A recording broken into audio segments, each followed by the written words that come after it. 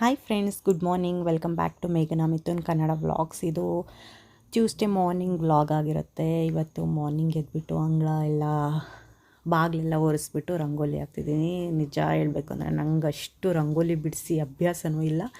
ಅಷ್ಟು ನೀಟಾಗಿ ರಂಗೋಲಿ ಬರಲ್ಲ. ಬುಕ್ಕಲ್ಲಿ ಪೆನ್ನಲ್ಲಿ ಚುಕ್ಕಿ ಇಟ್ಬಿಟ್ಟು ಪೆನ್ನಲ್ಲಿ ರಂಗೋಲಿ ಎಲ್ಲ ಬಿಡಿಸ್ತಿದ್ವಿ. ಬಟ್ ನೆಲದ ಮೇಲೆಲ್ಲ ನನಗೆ ಬಿಡಿಸಿ ಅಷ್ಟು ಅಭ್ಯಾಸವೂ ಇಲ್ಲ, ಹಂಗಾಗಿ ಬರೋದಿಲ್ಲ. ಹಂಗಾಗಿ ಈ ಥರದ್ದು ರಂಗೋಲಿ ಅಚ್ಚು ಬರುತ್ತಲ್ವ, ಅದರಲ್ಲಿ ರಂಗೋಲಿ ಬಿಡಿಸ್ತಾ ಇದ್ದೀನಿ. ಅವಾಗ ಕೈಯಲ್ಲೇ ಹಿಂಗೆ ಹಿಡಿದಿದ್ದೆ, ಅಷ್ಟೊಂದು ನೀಟಾಗಿ ಬರಲ್ಲ ಅಂತೇಳ್ಬಿಟ್ಟು ಇದನ್ನು ತೊಗೊಂಡಿದ್ವಿ. ಇದನ್ನು ತೊಗೊಂಡು ತುಂಬ ಟೈಮ್ ಆಗಿತ್ತು. ಅಲ್ಲಿ ಅತ್ತೆ ಮನೇಲಿತ್ತು, ನಂಗೆ ಅಷ್ಟು ರಂಗೋಲಿ ಬಿಡ್ಸೋಕ್ಕೆ ಬರ್ತಿರ್ಲಿಲ್ಲ ಅಂತೇಳಿ ಅಲ್ಲೂ ಒಂದು ತೊಗೊಂಡಿದ್ದೆ. ಇವಾಗ ಇಲ್ಲಿ ಅದನ್ನು ತೊಗೊಬಂದು ಯೂಸ್ ಮಾಡ್ತಾಯಿದ್ದೀನಿ. ಎಷ್ಟು ನೀಟಾಗಿ ಚೆನ್ನಾಗಿ ಬರುತ್ತೆ ನೋಡ್ಬೋದು. ಆಮೇಲೆ ನಮ್ಮ ಆಂಟಿ ಹತ್ರನೂ ತರಿಸಿದ್ದೆ ಈ ಥರದ್ದೆರಡು. ಮತ್ತು ನಿಮಗೆ ಮೀಶೋದಲ್ಲೂ ಸಿಗುತ್ತೆ, ತುಂಬ ಡಿಸೈನ್ಸ್ಗಳಿಂದೆಲ್ಲ ಸಿಗುತ್ತೆ. 160 10 ಅಚ್ಚು ಈ ಥರದ್ದು ಸಿಗುತ್ತೆ. ಎಷ್ಟು ಚೆನ್ನಾಗಿರುತ್ತೆ ಡಿಸೈನ್ಸ್ಗಳು ಗೊತ್ತಾ. ಕೈಯಲ್ಲಿ ಬಿಡಿಸೋಕ್ಕಿಂತ ಈ ಥರದ್ರಲ್ಲಿ ಬಿಡಿಸಿದ್ರೆ ಅಷ್ಟು ನೀಟಾಗಿರುತ್ತೆ ಮತ್ತು ಅಷ್ಟು ಈಸಿಯಾಗುತ್ತೆ. ಒಂದು ಸ್ವಲ್ಪ ರಂಗೋಲಿ ಪುಡಿ ತೊಗೊಂಡ್ಬಿಟ್ಟು ಅದ್ರ ಮೇಲೆ ಹಾಕ್ಬಿಟ್ಟು ಅದ್ರಲ್ಲಿ ಹೋಲ್ ಇರುತ್ತೆ, ಅದನ್ನು ಸುತ್ತ ಹಿಂಗೆ ಹರಡಿಸಿದ್ರೆ ಸಾಕು, ಅಷ್ಟು ನೀಟಾಗಿ ರಂಗೋಲಿ ಬರುತ್ತೆ. ಇದು ರಂಗೋಲಿ ಬಿಡ್ಸೋಕ್ಕೆ ಬರ್ದಿಲ್ದೇವ್ರವ್ರಿಗೆ ಹೇಳ್ತಿರೋದು. ರಂಗೋಲಿ ಇದಕ್ಕಿಂತ ಚೆನ್ನಾಗಿ ಬಿಡಿಸೋರೆಲ್ಲ ಇದ್ದಾರೆ, ಬಟ್ ನಂಗೆ ಬರಲ್ಲ. ಹಾಗಾಗಿ ಇದರಲ್ಲಿ ಬಿಡಿಸ್ತಾ ಇದ್ದೀನಿ. ನೀವು ಬೇಕಾದರೆ ಮೀಶೋದಲ್ಲಿ ಇದು ಸಿಗುತ್ತೆ ನಿಮಗೆ, ರಂಗೋಲಿದು ತರಿಸ್ಕೊಂಡು ಬೇಕಾದರೆ ರಂಗೋಲಿ ಬಿಡಿಸ್ಬೋದು. ಇದ್ರಲ್ಲಿ ದೊಡ್ಡ ಸೈಜ್ ಎಲ್ಲ ಬರುತ್ತೆ. ನಿಮ್ಮ ಬಾಗಿಲು ಸೈಜೆಲ್ಲ ನೋಡ್ಕೊಂಡ್ಬಿಟ್ಟು ದೊಡ್ಡದು ಚಿಕ್ಕದೆಲ್ಲ ತರಿಸ್ಕೊಂಡ್ರೆ ಆಯಿತು. ನೋಡ್ಬೋದು, ನಾನು ಇಲ್ಲಿ ಹತ್ರದಿಂದ ತೋರಿಸ್ತೀನಿ ಎಷ್ಟು ನೀಟಾಗಿ ಬಂದಿದೆ ಅಂತ ಹೇಳಿಬಿಟ್ಟು. ನೀಟಾಗಿ ಬಂದಿದೆ. ಹಾಗೆ ರಂಗೋಲಿ ಪುಡಿನೂ ಜಾಸ್ತಿ ಯೂಸ್ ಆಗಲ್ಲ ಇದರಿಂದ. ಆಮೇಲೆ ನಾನು ಬಾಗಿಲೆಲ್ಲ ಒರೆಸ್ಬಿಟ್ಟು ಅರಿಶಿನ ಕುಂಕುಮ ಎಲ್ಲ ಇಟ್ಟು ರಂಗೋಲಿ ಎಲ್ಲ ಬಿಡಿಸಿ ಬರೋಷ್ಟೊತ್ತಿಗೆ ಮಿಥುನವರು ಒಂದೆರಡು ಪಾತ್ರೆಗಳಿತ್ತು, ಅಂದರೆ ಕುಕ್ಕರ್ ಇತ್ತು ನೈಟಿಂದು, ಅದೊಂದು ಕುಕ್ಕರೆಲ್ಲ ವಾಶ್ ಮಾಡಿ ಇಡ್ತಾ ಇದ್ದಾರೆ. ಹಾಗೆ ಒಂದು ಸೈಡಲ್ಲಿ ಬಾಯ್ಲ್ಡ್ ರೈಸಿಗೆ ಇಟ್ಟಿದ್ದಾರೆ. ಇವತ್ತು ಮೀನು ಸಾಂಬಾರು ಮಾಡೋಣ ಅಂತ ಅಂದ್ಕೊಂಡೆ, ಹಾಗಾಗಿ ಬಾಯ್ಲ್ಡ್ ರೈಸ್ ಮಾಡೋಣ. ನನ್ನ ಮಗಳಿಗೂ ಕುಶ್ಲಕ್ಕಿ ಗಂಜಿ ಅಂದರೆ ಇಷ್ಟಪಡ್ತಾಳೆ, ಹಾಗಾಗಿ ಅದನ್ನು ಇಟ್ಟಿದ್ದಾರೆ ಒಂದು ಸೈಡು. ಇನ್ನೊಂದು ಸೈಡ್ ಕುಕ್ಕರಲ್ಲಿ ಹೆಸರು ಕಾಳನ್ನು ಬೇಯಕ್ಕಿಟ್ಟಿದ್ದಾರೆ. ಇವಾಗ ನಮ್ಮ ಮನೇಲಿ ಫುಲ್ ಡಯೆಟ್ಟು, ಹಾಗಾಗಿ ಹೆಸರು ಕಾಳನ್ನು ಬೇಯಕ್ಕಿಟ್ಟಿದ್ದಾರೆ. ನಾನು ಆಮೇಲೆ ಇನ್ನೊಂದೇನೋ ಸೋಯಾ ಚಂಕ್ಸಿಂದು ಕಟ್ಲೆಟ್ ಥರ ಮಾಡೋಕ್ಕೆ ಬ್ರೇಕ್ಫಾಸ್ಟಿಗೆ ಅವರಿಗೆ. ನಮಗೆ ನೀರು ದೋಸೆ ಹಿಟ್ಟಿತ್ತು ಫ್ರಿಜ್ಜಲ್ಲಿ, ನಮಗೆ ಅದನ್ನು ಮಾಡ್ಕೊಳ್ಳೋಣ ನನಗೂ ದಿಯನ್ಗೂ ಅಂತೇಳ್ಬಿಟ್ಟು ಅವ್ರಿಗೆ ಅದನ್ನು ಇಟ್ಕೊಂಡಿದ್ದೀವಿ.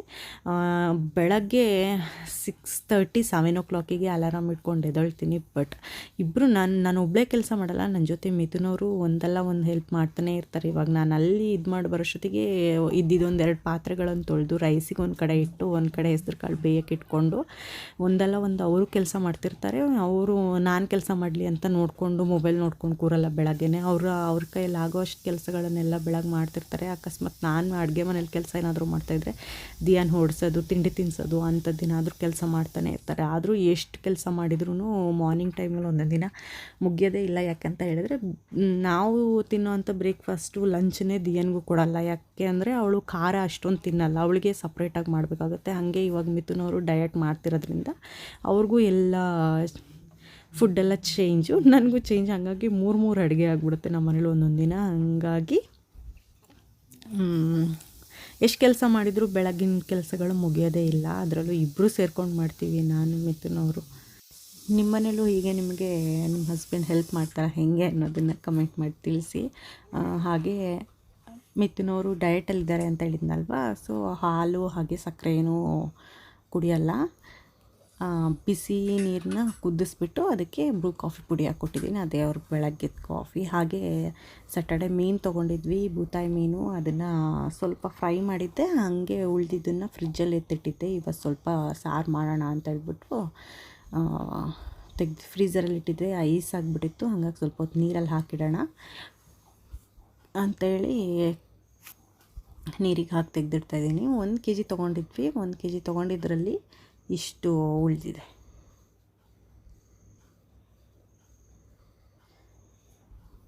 ಸ್ವಲ್ಪ ಹೊತ್ತು ನೀರು ಹಾಕಿಟ್ರೆ ಫ್ರೀಝರಲ್ಲಿ ಇಟ್ಟಿದ್ದೆಲ್ಲ ಸರಿ ಆಗುತ್ತೆ ಅಂತೇಳ್ಬಿಟ್ಟು ನೀರು ಹಾಕಿ ಎತ್ತಿಡ್ತಾಯಿದ್ದೀನಿ.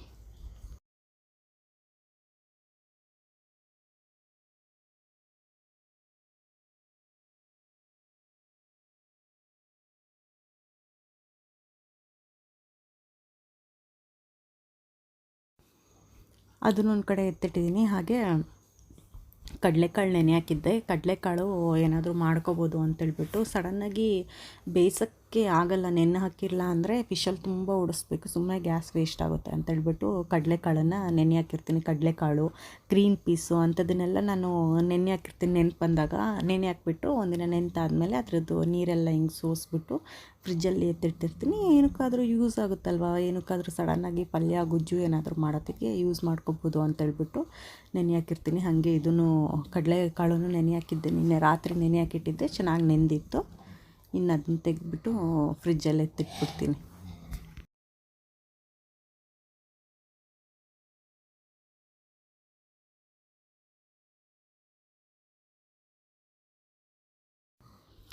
ಸಕ್ಕರೆ ಎಲ್ಲ ಖಾಲಿ ಆಗಿಬಿಟ್ಟಿತ್ತು ಅಂತೇಳ್ಬಿಟ್ಟು ಸಕ್ಕರೆ ಡಬ್ಬನೆಲ್ಲ ವಾಶ್ ಮಾಡಿ ತೆಗೆದಿಟ್ಟಿದ್ದೆ.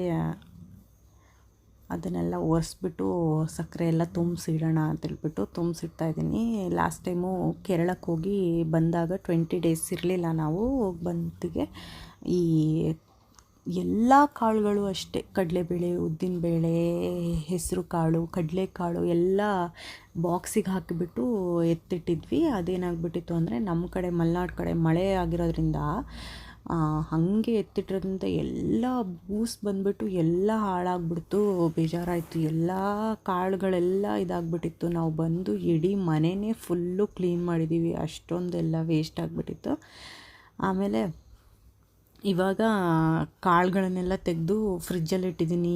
ಯೂಸ್ ಮಾಡ್ಕೊಳ್ಳೋತ್ತಿಗೆ ಮಾತ್ರ ತೆಕ್ಕೊಂಡ್ರೆ ಸಾಕು ಅಂತೇಳ್ಬಿಟ್ಟು ತಿಂಗಳಿಗೆ ಒಂದು ಸತಿ, 2 ತಿಂಗಳಿಗೆ ಒಂದು ಸತಿನೇ ಗ್ರಾಸರಿಗಳನ್ನೆಲ್ಲ ತೊಗೊಬಂದಿಟ್ಟಿರ್ತೀವಿ. ಕಾಳುಗಳೆಲ್ಲ ಸ್ವಲ್ಪ ಜಾಸ್ತಿನೇ ತೊಗೊಬಂದಿರ್ತೀವಿ.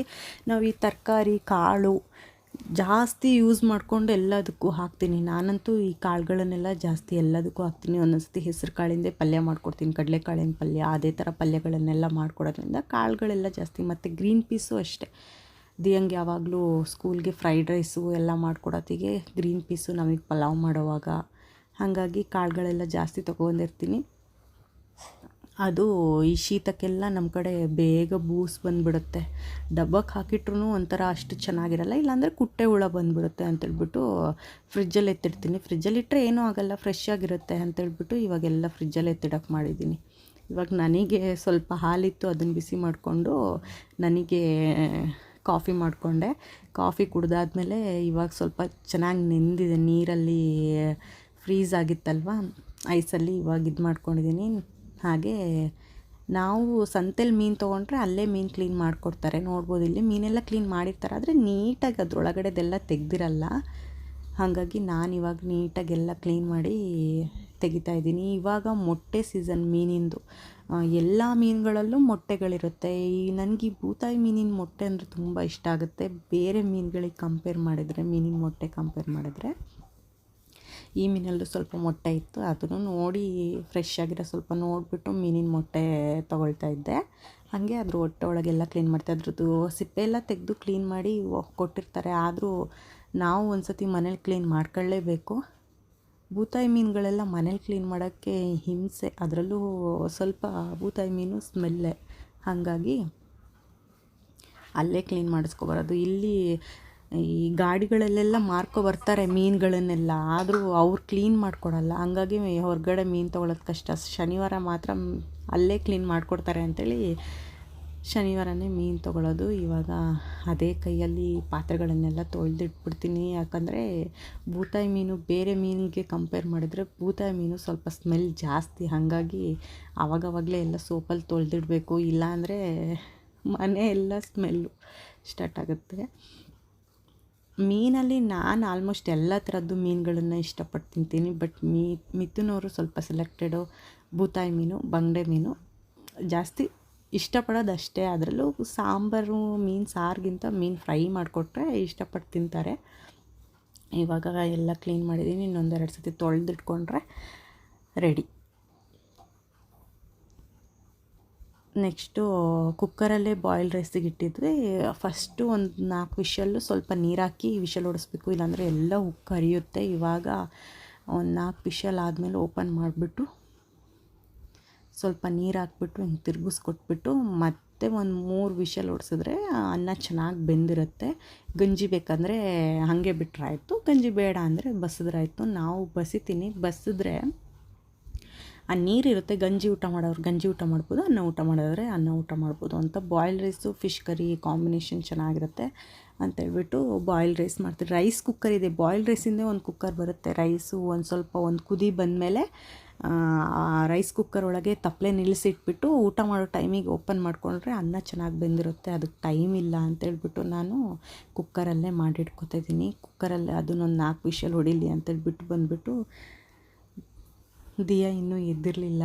8:15 ಆಗೋಕ್ಕಾಗಿತ್ತು, 8:15 8:45 ಆಗಿತ್ತು. ದಿಯಾ ಆದರೂ ಎದ್ದಿರಲಿಲ್ಲ. ಎದ್ದೇಳ್ಸೋಣ ಅಂತೇಳಿ ಬಂದೆ, ಆದರೂ ಮುತ್ತು ಕೊಟ್ಟು ಮಾತಾಡಿದ್ರೂ ದಿಯಾನಿಗೆ ಚೆನ್ನಾಗಿ ನಿದ್ದೆ ಇತ್ತು. ಮತ್ತೆ ಎದ್ದೇಳ್ಸೋದು ಬೇಡ, ಎಲ್ಲ ಕೆಲಸ ಮುಗಿಸ್ಕೊಂಡ್ಮೇಲೆ ಎದ್ದರೂ ಸಾಕು ಅಂತೇಳ್ಬಿಟ್ಟು ಸುಮ್ಮನಾದೆ.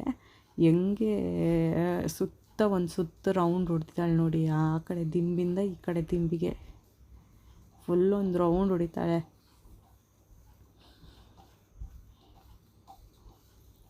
ಆಮೇಲೆ ಇನ್ನೂ ದಿಯಾ ಎದ್ದಿಲ್ವಲ್ಲ ಅಂತೇಳ್ಬಿಟ್ಟು ಮನೆ ಎಲ್ಲ ಸ್ವಲ್ಪ ಕ್ಲೀನ್ ಮಾಡ್ತಾ ಇದ್ವಿ.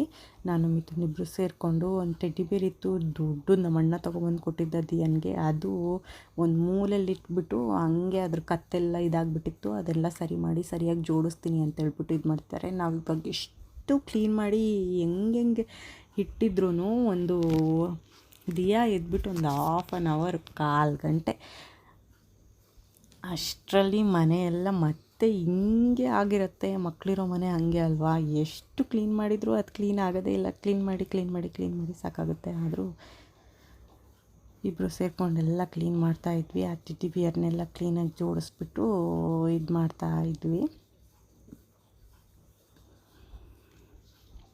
ನೋಡ್ಬೋದು, ಪ್ರತಿಯೊಂದು ಕೆಲಸದಲ್ಲೂ ನಾನು ಒಬ್ಬಳೇ ಮಾಡಲ್ಲ, ಅವರು ಇಬ್ಬರು ಸೇರೇ ಮಾಡ್ಕೊತಿರ್ತೀವಿ ಎಲ್ಲ ಕೆಲಸಗಳನ್ನು ಮನೇಲಿ. ನೀನು ಮಾಡು ಅನ್ನೋದು ಏನಿಲ್ಲ, ಇಬ್ಬರು ಕೆಲಸ ಮಾಡ್ತಾನೆ ಇರ್ತೀವಿ. ಅದರಲ್ಲಂತೂ ಮಿಥುನವರು ನಾನು ಸುಮ್ಮನೆ ಕೂತ್ರು ಅವ್ರು ಸುಮ್ಮನೆ ಕೂತ್ಕೊಂಡಿರಲ್ಲ, ಏನಾದರೂ ಒಂದು ಕೆಲಸ ಮಾಡ್ತಾನೇ ಇರ್ತಾರೆ.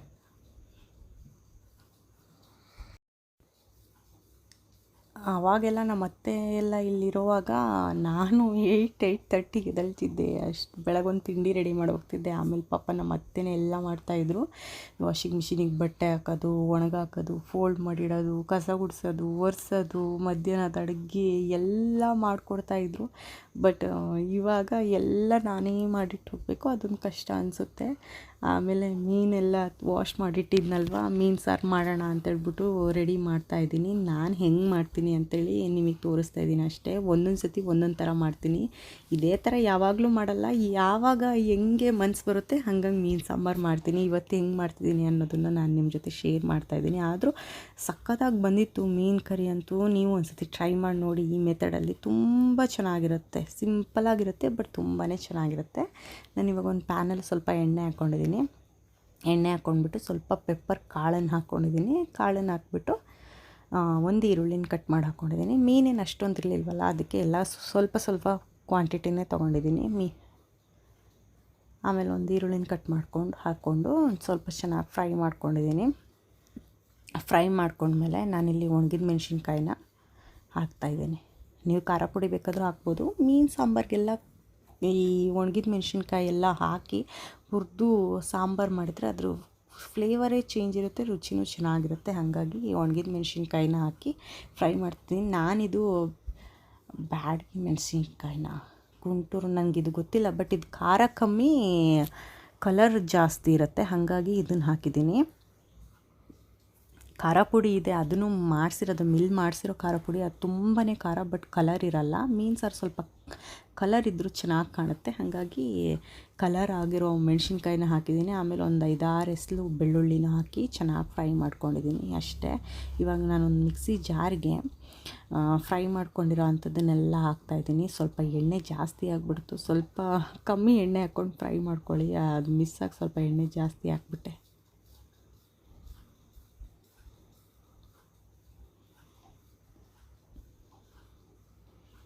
ಇದನ್ನೆಲ್ಲ ಒಂದು ಮಿಕ್ಸಿ ಜಾರಿಗೆ ಹಾಕ್ಕೊಳ್ಬೇಕು. ಆಮೇಲೆ ಇದಕ್ಕೆ ಇದು ಅಷ್ಟು ಖಾರ ಇಲ್ಲ ಮೆಣಸಿನ್ಕಾಯಿ ಅಂತ ಹೇಳಿದ್ನಲ್ಲ, ಹಾಗಾಗಿ ನಾನಿಲ್ಲಿ ಖಾರವಾಗಿರುವಂಥ ಖಾರ ಪುಡಿನ 1 ಸ್ಪೂನಷ್ಟು ಹಾಕ್ಕೋತಾ ಇದ್ದೀನಿ.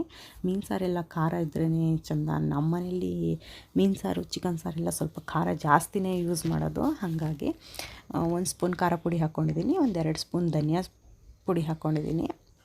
ಸ್ಪೂನ್ಗಳೆಲ್ಲ ಚಿಕ್ಕ ಚಿಕ್ಕದು ನಮ್ಮ ಮನೇಲಿ. ಹಾಗಾಗಿ ನೀವು ನಿಮ್ಮ ಖಾರಕ್ಕೆ ತಕ್ಕಂತೆ ಖಾರ ಪುಡಿ ಧನಿಯಾ ಪುಡಿ ಎಲ್ಲ ಹಾಕ್ಕೋಬೋದು. ಇವಾಗ ಸ್ವಲ್ಪ ಅರಿಶಿನ ಪುಡಿ ಹಾಕಿದ್ದೀನಿ. ಅರಿಶಿನ ಪುಡಿ ಹಾಕಿದ್ಮೇಲೆ ನಾನಿಲ್ಲಿ ಹುಣಸೆ ಹಣ್ಣನ್ನು ಗ್ರೈಂಡ್ ಮಾಡೋವಾಗಲೇ ಹಾಕ್ಕೋತಿದ್ದೀನಿ. ಬೀಜ ಇಲ್ದಿದ್ದು ನೋಡಿಬಿಟ್ಟು ನಿಮ್ಗೆ ಹುಳಿ ಎಷ್ಟು ಬೇಕು ಅಷ್ಟು ಹಾಕ್ಕೋಬೋದು. ಇಲ್ಲ ಈ ಅಂದಾಜು ಗೊತ್ತಾಗಲ್ಲ ಅಂದರೆ ನೀರಲ್ಲಿ ನೆನೆಸ್ಬಿಟ್ಟು ನಿಂಬೆಹಣ್ಣು ರಸನೂ ಹುಣಸೆ ಹಣ್ಣಿನ ರಸ ಹಾಕ್ಕೋಬೋದು. ನಾನಿಲ್ಲಿ ಒಂದೇ ಸತಿ ಗ್ರೈಂಡ್ ಮಾಡ್ಕೋತಾ ಇದ್ದೀನಿ. ಇದಿಷ್ಟು ಹಾಕ್ಕೊಂಡ್ಬಿಟ್ಟು ಗ್ರೈಂಡ್ ಮಾಡ್ಕೋಬೇಕು. ಇದ್ರ ಜೊತೆಗೆ ನೀವು ಬೇಕಾದರೆ ಮೆಂತೆ ಕಾಳು ಸ್ವಲ್ಪ ಜೀರಿಗೆನೂ ಹಾಕ್ಕೋಬೋದು. ನಾನು ಇಲ್ಲಿ ಹಾಕ್ಕೊಂಡಿಲ್ಲ, ಮೆಂತೆನೂ ಹಾಕಿಲ್ಲ, ಜೀರಿಗೆನೂ ಹಾಕಿಲ್ಲ. ಇಷ್ಟು ಹಾಕಿದ್ರೂ ಚೆನ್ನಾಗಾಗುತ್ತೆ. ನಾನು ಆವಾಗಲೇ ಹೇಳ್ದಂಗೆ ನಾನು ಒಂದೇ ಥರ ಮೀನು ಸಾರು ಮಾಡೋದೇ ಇಲ್ಲ. ಒಂದೊಂದು ಸತಿ ಒಂದೊಂದು ಥರ ಮೀನು ಸಾರು ಮಾಡ್ತಾಯಿರ್ತೀನಿ. ಹಾಗಾಗಿ ಆಮೇಲೆ ಇವಾಗ ಇದಕ್ಕೊಂದು ಸ್ವಲ್ಪ ನೀರು ಹಾಕ್ಕೊಬಿಟ್ಟು ಚೆನ್ನಾಗಿ ಗ್ರೈಂಡ್ ಮಾಡ್ಕೊಂಡ್ರೆ ಆಯಿತು. ನೋಡ್ಬೋದು ಇಲ್ಲಿ ನಾನು ಚೆನ್ನಾಗಿ ಗ್ರೈಂಡ್ ಮಾಡ್ಕೊಂಡಿದ್ದೀನಿ. ಮಸಾಲೆ ಒಳ್ಳೆ ರೆಡ್ಡಾಗಿ ಬಂದಿದೆ. ಮತ್ತು ಮೀನು ಸಾರಿಗೆ ಒಗ್ಗರಣೆಗೆ ಕಟ್ ಮಾಡ್ಕೋತಾ ಇದ್ದೀನಿ ಈರುಳ್ಳಿನ ಸಿಪ್ಪೆ ತೆಗೆದ್ಬಿಟ್ಟು ಒಂದು ಸ್ವಲ್ಪ ಮೀಡಿಯಮ್ ಸೈಡ್ಸು ಉದ್ದುದ್ದು ಕಟ್ ಮಾಡ್ಕೋಬೇಕಾಗುತ್ತೆ. ಆಮೇಲೆ ಟೊಮೊಟೊ ಹಣ್ಣು 1-2 ನಾನಿಲ್ಲಿ ಗ್ರೈಂಡ್ ಮಾಡುವಾಗ ಟೊಮೊಟೊ ಹಣ್ಣು ಹಾಕ್ಕೊಂಡಿಲ್ಲ. ಒಬ್ಬೊಬ್ಬರು ಹುಳಿ ಹಾಕಿದರೆ ಟೊಮೊಟೊ ಹಣ್ಣು ಹಾಕಲ್ಲ. ಆದರೆ ಮೀನು ಸಾರಿಗೆ ಟೊಮೊಟೊ ಹಣ್ಣು ಹಾಕಿದರೆ ಒಂಥರ ಚೆನ್ನಾಗಿರುತ್ತೆ ಟೇಸ್ಟು. ನಾನು ರುಬ್ಬೋವಾಗ ಏನು ಹಾಕ್ಕೊಂಡಿರಲಿಲ್ವಲ್ಲ, ಹಾಗಾಗಿ ಒಗ್ಗರಣೆ ಹಾಕೋವಾಗಲೇ ಟೊಮೊಟೊ ಹಣ್ಣು ಹಾಕ್ತೀನಿ. ಮೀನು ಸಾರಿಗೆ ಟೊಮೊಟೊ ಹಣ್ಣು, ಈ ಹಸಿರು ಮೆಣಸಿನ್ಕಾಯಿ, ಈರುಳ್ಳಿ ಎಲ್ಲ ಹಾಕಿದರೆ ಅದನ್ನೆಲ್ಲ ಅನ್ನ ಜೊತೆ ಮಿಕ್ಸ್ ಮಾಡ್ಕೊಂಡು ಊಟ ಮಾಡುವಾಗ ಒಳ್ಳೆ ಟೇಸ್ಟಿಯಾಗಿರುತ್ತೆ. ಹಾಗಾಗಿ ಇಲ್ಲಿ ನಾನು 1-2 ಟೊಮೊಟೊ ಹಣ್ಣನ್ನ ಕಟ್ ಮಾಡಿ ಹಾಕ್ಕೋತಾ ಇದ್ದೀನಿ. ನೀವು ಬೇಕಾದರೆ ಕಾಯಿನ ಹಾಕ್ಬೋದು, ಬಟ್ ಬೂತಾಯಿ ಮೀನಿಗೆ ಕಾಯಿ ಹಾಕ್ತಲೇ ಮಾಡಿದ್ರೇ ಚೆನ್ನಾಗಿರುತ್ತೆ. ಕಾಯಿ ಹಾಕಿ ಮಾಡೋಕ್ಕಿಂತ ಕಾಯಿ ಹಾಕ್ತಲೇ ಮಾಡಿದರೆ ಚೆನ್ನಾಗಿರುತ್ತೆ ಟೇಸ್ಟು.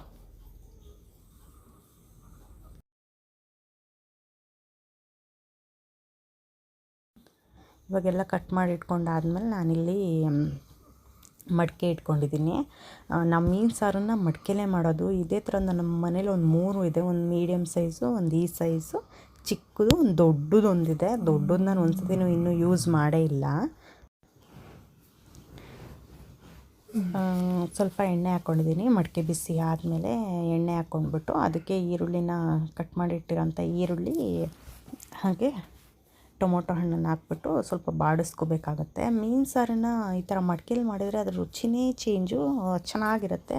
ನೀವು ಎಲ್ಲಾದರೂ ಸಿಕ್ಕಿದ್ರೆ ನಿಮ್ಮ ಮನೇಲಿ ಎಲ್ಲ ಮಡಿಕೆ ಅಂದರೆ ಎಲ್ಲಾದರೂ ಸಿಕ್ಕುತ್ತೆ, ರೋಡ್ ಸೈಡಲ್ಲಿ ಮಾರ್ತಿರ್ತಾರೆ, ಇಲ್ಲಾಂದರೆ ಮನೆ ಹತ್ರ ಮಾರ್ಕೊಬರ್ತಾರೆ. ಅವ್ರ ಹತ್ರ ಮಡಿಕೆ ತೊಗೊಂಡು ಅದರಲ್ಲಿ ಮೀನು ಸಾರೆಲ್ಲ ಮಾಡಿ ತುಂಬಾ ಟೇಸ್ಟಿಯಾಗಿರುತ್ತೆ.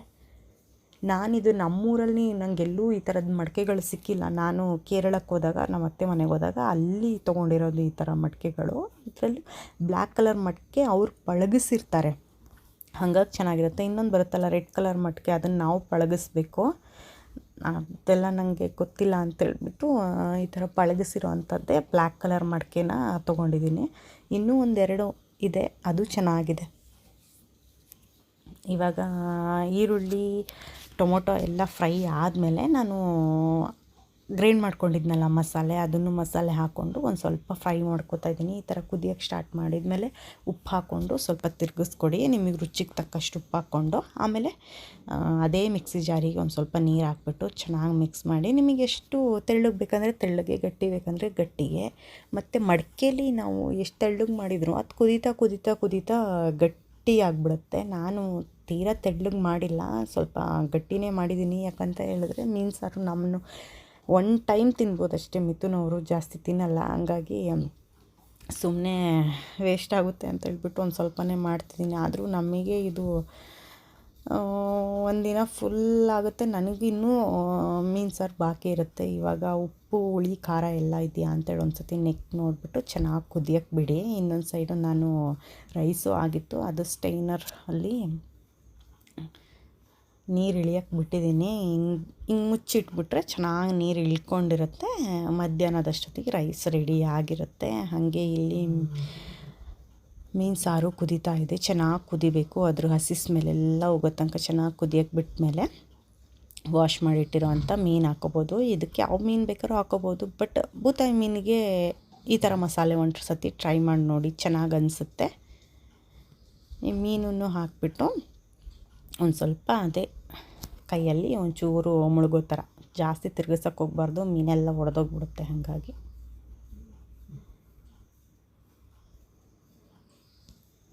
ಒಂದು ಸತಿ ಲೈಟಾಗಿ ನಾವು ಅದಕ್ಕಿಂತ ಮುಂಚೆ ಮೀನು ಹಾಕೋಕ್ಕಿಂತ ಮುಂಚೆ ಉಪ್ಪು ಹುಳಿ ಖಾರ ಎಲ್ಲ ಕರೆಕ್ಟಾಗಿದೆಯಾ ಅಂತ ನೋಡ್ಬಿಟ್ಟು ಹಾಕೋಬೇಕು. ಒಂದು ಸತಿ ತಿರ್ಗಿಸ್ಕೊಟ್ಟಾದ್ಮೇಲೆ ನಾನು ಮೀನಿನ ಮೊಟ್ಟೆ ಎತ್ತಿಟ್ಟಿದ್ನಲ್ವ, ಅದನ್ನು ಒಂದು ಸೈಡಿಗೆ ಹಾಕೋತೀನಿ. ಯಾಕಂತ ಹೇಳಿದ್ರೆ ಮೀನಿನ ಮೊಟ್ಟೆ ನಾನು ಒಬ್ಬಳೇ ತಿನ್ನೋದು, ಮಿಥುನು ತಿನ್ನಲ್ಲ. ಹಾಗಾಗಿ ನನಗೆ ಎಲ್ಲ ಸಿಗಲಿ ಅಂತೇಳ್ಬಿಟ್ಟು ಒಂದು ಸೈಡಿಗೆ ಹಾಕಿ ಅದ್ರ ಮೇಲೆ ಒಂದು ಕರಿಬೇವಿನ ಸೊಪ್ಪನ್ನು ಹಾಕಿ ಚೆನ್ನಾಗಿ ಮೀನು ಸಾರು ಕುದಿಯೋಕ್ಕೆ ಬಿಟ್ಟಿದ್ದೀನಿ.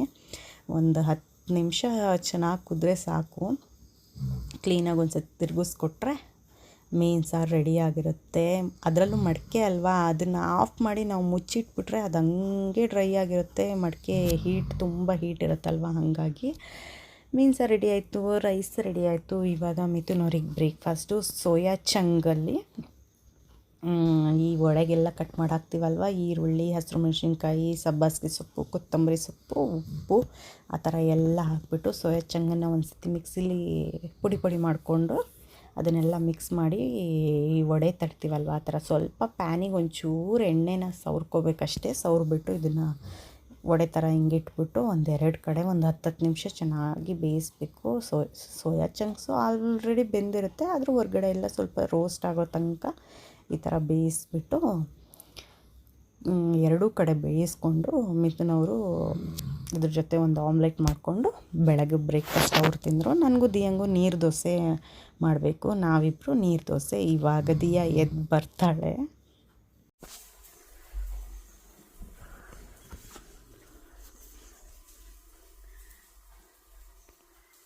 ಅಡುಗೆ ಕೆಲಸ ಎಲ್ಲ ಮುಗೀತು. ಇವಾಗ ದಿಯನ್ ರೆಡಿ ಮಾಡಬೇಕು. ದಿಯ ಬ್ರಷ್ ಮಾಡಬೇಕು, ಸ್ನಾನ ಮಾಡಬೇಕು, ಸ್ಕೂಲಿಗೆ ರೆಡಿಯಾಗಿ ಹೋಗಬೇಕು.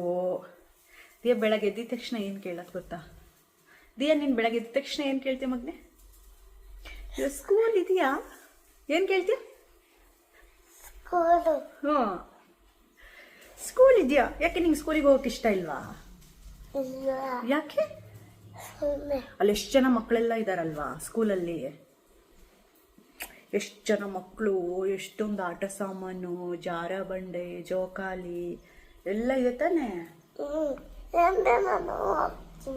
ಹೋಗ್ತೀಯಾ? ನೀ ಜಾಣ ಅಲ್ಲ, ನೀ ಕುಟ್ಕೊಳ್ಳಲ್ಲ. ಅಲ್ಲಿ ರಿಷಿ ಪಾಪು ಇದೆಯಾ? ರಿಷಿ ಅಂತ ಅಳ್ತಾನ?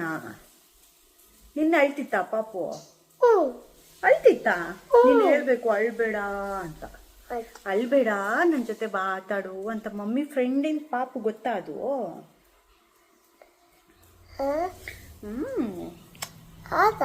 ಹೌದು. ಬ್ರಷ್ ಮಾಡಿ ಬೇಗ, ಆಯ್ತಾ? ಜಾಣ ಜಾಣ ನೀನು. ಸರಿ, ಎಲ್ಲರಿಗೂ ಬಾಯ್ ಮಾಡು. ಬಾಯ್ ಗಾಯ್ಸ್ ಅನ್ನು. ನಮ್ಮ ಹತ್ರ ಪಟ ಅಂತ ಮಾತಾಡ್ತಾಳೆ, ಹೊರ್ಗಡೆ ಮಾತ್ರ ತುಂಬ ಸೈಲೆಂಟು, ಮಾತಾಡೋದೇ ಇಲ್ಲ. ಯಾರ ಹತ್ರನೂ ಮಾತಾಡಲ್ಲಪ್ಪ, ಯಾರ ಹತ್ರನೂ ಮಾತಾಡಲ್ಲಪ್ಪ. ಇದು ಬ್ರಷ್ ಮಾಡೋಣ.